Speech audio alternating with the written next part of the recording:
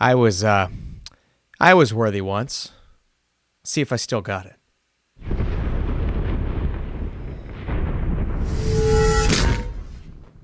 Oh my god. Oh my god. Yes! Yeah!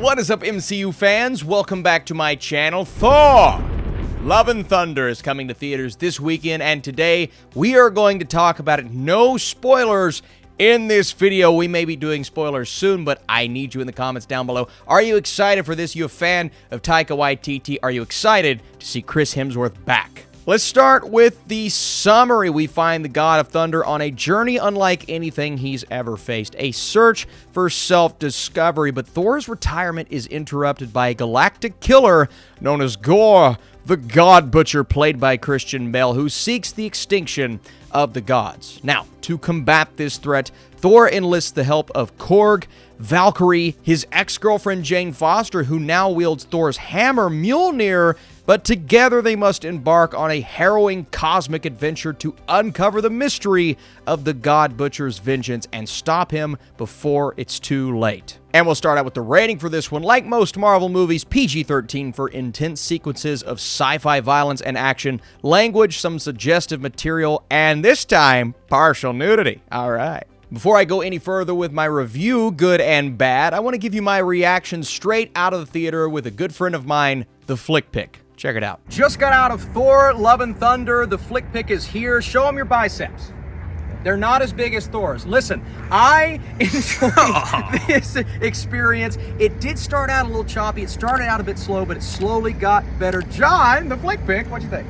I much prefer Ragnarok over this movie. I just think it's the better version of what this movie was. Though I will say, this had more emotional beats in it, which were nice to see. Yeah. As far as Jane Foster, Natalie Portman, the female Thor, I was happy with what they did with her storyline in this movie. It could have went over the top and further, but it was just enough.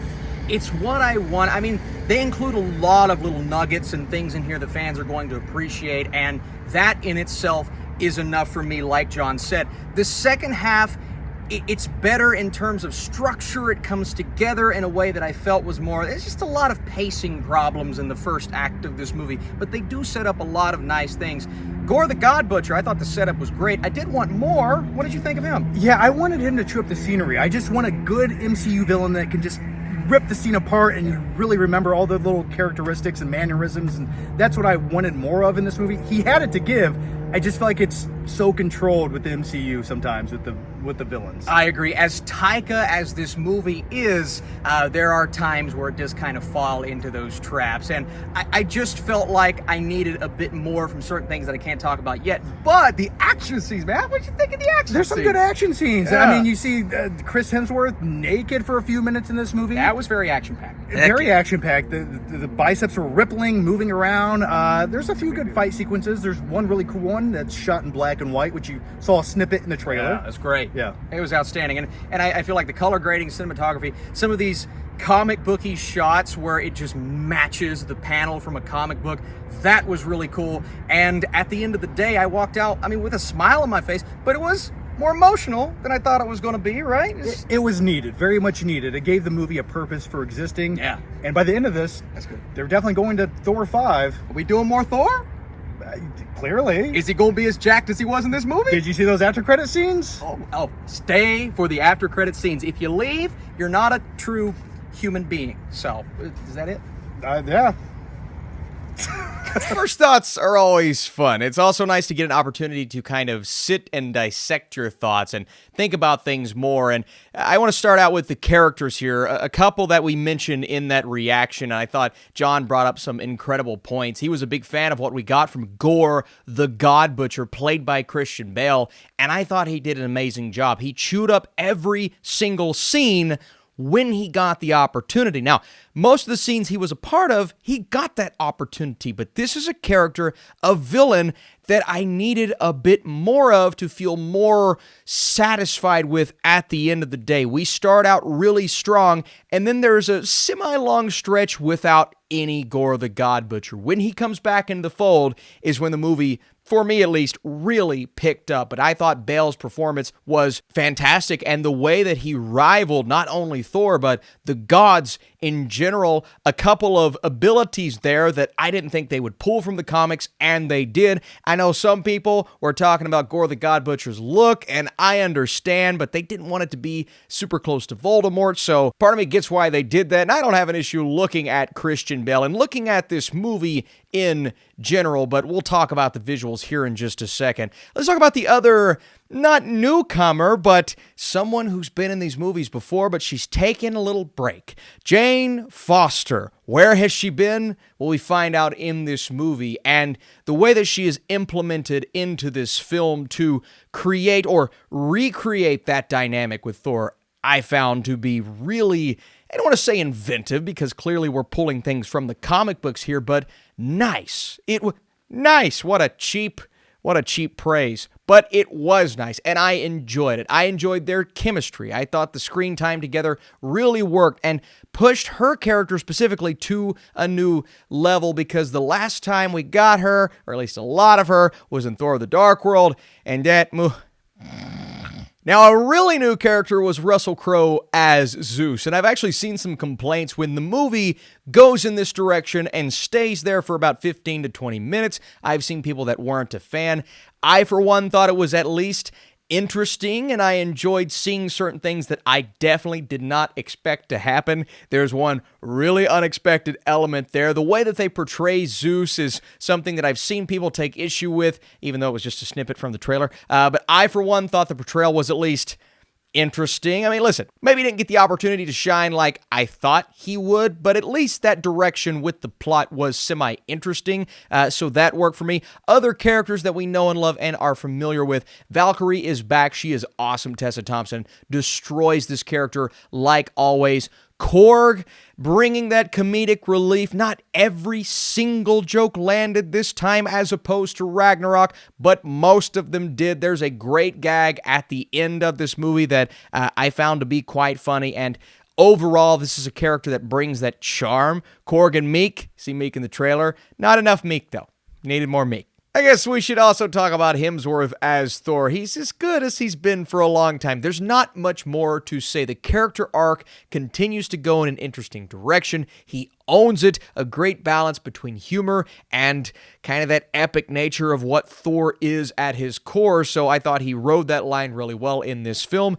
But again, it's all about that dynamic. Then we have other characters that I don't know if I want to talk about in the spoiler-free review. I can talk about the Guardians, though, that were just kind of there at the beginning. I missed out on that relationship between Thor and Star-Lord. We get hints of that, but there isn't enough of them to warrant a response from me one way or the other. It was nice to see them, but no one really gets a moment other than Star-Lord. But even then, I found that dynamic to be way less interesting than Infinity War and Endgame, so that was kind of a disappointing element. I get why they weren't in it as much, but still, you know, I love the Guardians. And I say they weren't in it as much. That takes me to my first negative with the film is I found the first act to kind of rush through numerous plot points, numerous storylines, and they're giving us the origins of one storyline in particular that has to do with Jane, how they're integrating her into the plot.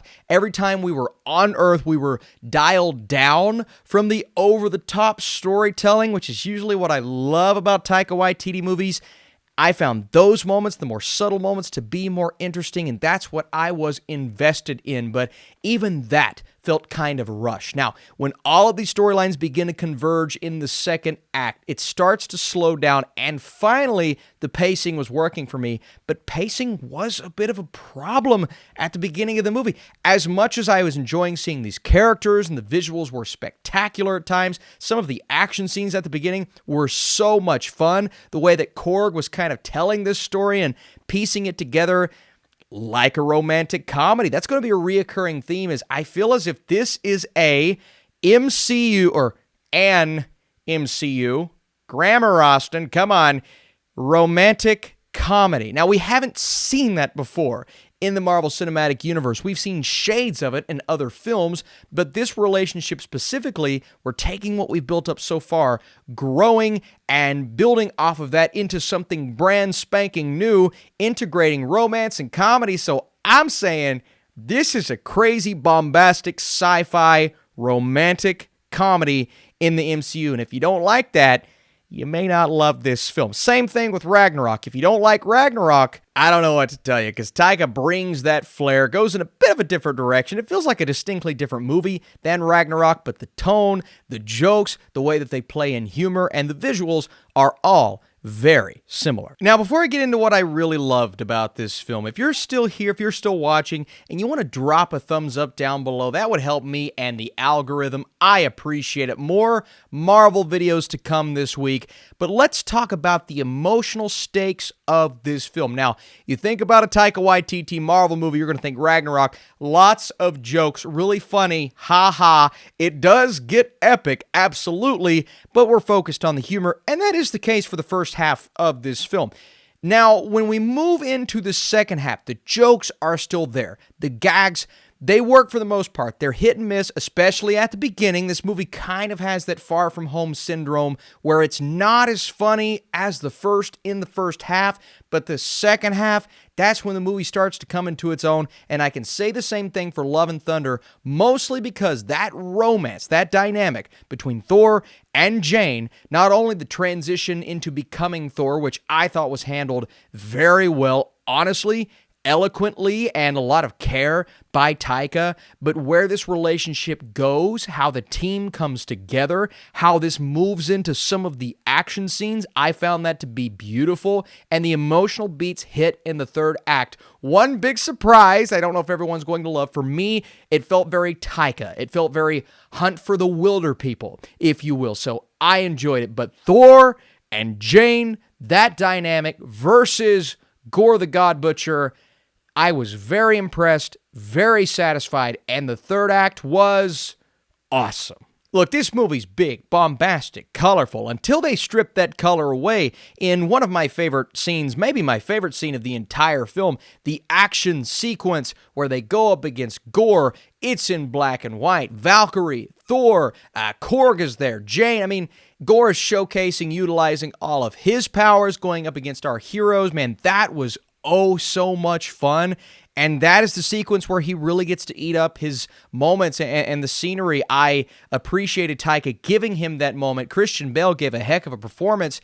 I wanted to see more, but absolutely love what they gave us in that scene. And then the way this movie ends, the way it goes out, followed by a really intriguing first post-credits scene, satisfaction for like a 30 to 45 minute span for me. I just loved where the story was at, where it went.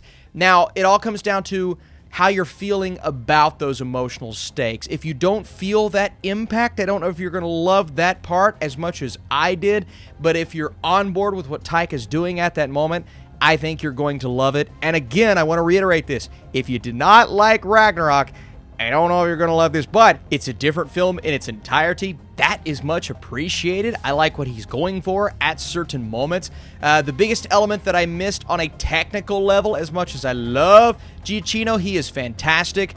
I did miss the score from Mark Mothersbaugh, who did Thor Ragnarok. I know they're going for something different here, so I get it, but it wasn't quite as good as it was in the last film. Hey, I've talked enough. We're going to be back later this week to talk spoilers, but as of now, I want to give you guys my score. So if you're still here, if you're still listening, be sure to comment your thoughts on this film down below, and be sure to drop that thumbs up, but only if you enjoyed this video. If you didn't, well, I'm sorry. Thor Love and Thunder finds its footing in the second act and never looks back. Taika brings us a bold and colorful superhero movie with some incredible action scenes. The humor is up and down, but the heart hits hard. Gorr is menacing, and the romantic comedy feel works well. It is a ton of fun. Again, maybe not as tonally balanced as I needed it to be at the beginning, but once it hits its stride, it does a great job from then on out. My score, though, is a 78% for Thor Love and Thunder. I am so curious to see what people are going to think about this one. Do you enjoy the rom-com feel of this film? Do you like what Taika is doing here? Can you embrace the power of Mjolnir. Pew pew. Pew pew pew.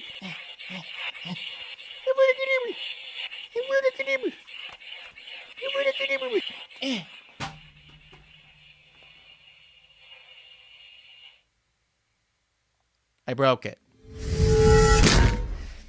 Josh, they're not supposed to know it's a prop. Oh, was I It's a supposed to real let go? hammer. You have to let go. I'm sorry. It's okay. I had one job. I know you did.